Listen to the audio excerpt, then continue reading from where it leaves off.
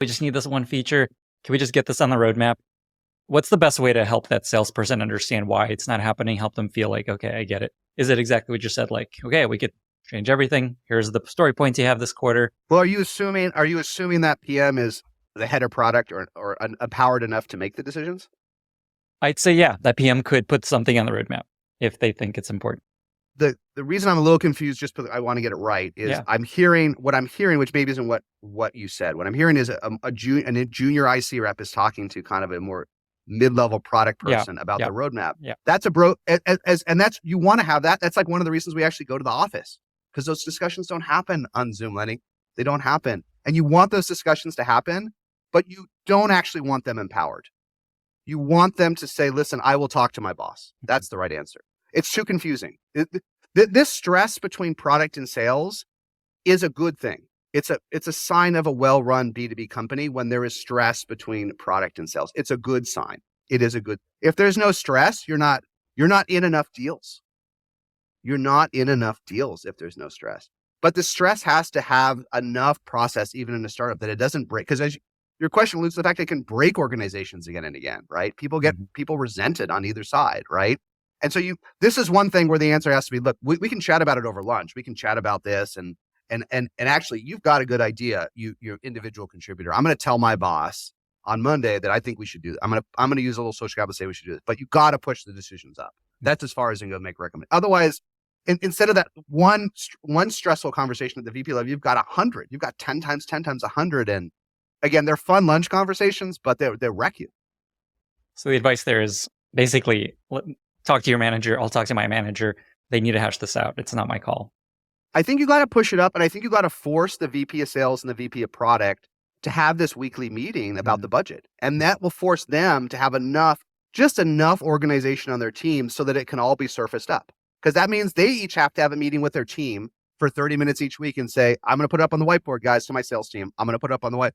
Like the sales team's going to say, look. And I've been in many of these meetings where you force the sales team to force rank what they want. And you end up, I can tell you, Lenny, 100% of the time in a sales meeting, when you do a whiteboard force rank, you end up walking out with very different outputs than when you start the meeting in sales 100% of the time.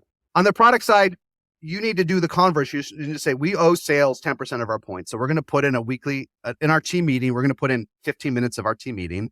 And we're going to make sure we have the priorities right from the sales team. Let's go over what I got from Linda. This is what she says. Is she wrong? Should we do something? How can we help the sales team be even more successful? And what inputs is the team hearing? And they can raise their hand and they say, look, I just had this hallway conversation with Bobby, but honestly, Lenny, I can build a HubSpot integration in a day. What? I thought it was really hard. No, I did it at my last company. And listen, actually, we can actually outsource it to Bob and Linda at this agency. I know for 20 grand, they'll build it next week. I'm like, that's a magical moment, right? That's a magical moment. But you got to each have these parallel meetings, or it's just that the good thing, that tension can become debilitating, right? We've all seen those fights, those almost fights that break out, and they come from a place of passion, right? But you got to have structure. Great advice. Another trend I've been noticing is that product teams are taking on P&L responsibilities and revenue goals.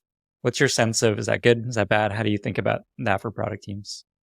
You want everyone to be aligned on the big picture with the revenue goal for the end of the year. Is the question, you mean having financial bonuses and stuff tied to hitting the plan? More that their KPIs and their OKRs are essentially like this much revenue. You need to drive this much revenue from your experiments, from your product launches.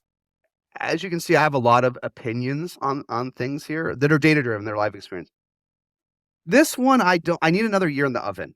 And I'll tell you why. What happened the last 18 months is in customer success, which is, in the old days, it was related to product. Now it's less so, which I think is unfortunate. In customer success in the last 18 months, this happened all across the industry. 24 months ago, customer success's goal was happy customers, measured in retention, sometimes NRR, like net retention with upsells, sometimes with GRR, like just logos, how many logos stay. That was your only job, happy customers. Then things got harder in many areas of B2B, and every customer success team last year, their goal was revenue. You need to bring in more revenue from existing base. And it destroyed customer relationships. There is a leading public company, I will not name them. I'm a positive guy. I will tell you, a company we all have used for years and loved, okay? And they did this to their customer success team. And they came to us last year. We paid $299 a month for this product for our team. They asked us for $50,000 up front, or said they would turn it off that day. that week. Maybe it was that week. $50,000. That's what happens when you weaponize. And so customer success, I know this is going to trigger some people, but it is true when I talk to leaders, customer success got weaponized and I don't like it. Okay. I don't like it as a product, all founders are product people, I think. I don't like it as a product because I think it's bad for customers. That experience I got was horrific, wasn't it? That 50,000 being told, and it got walked back. And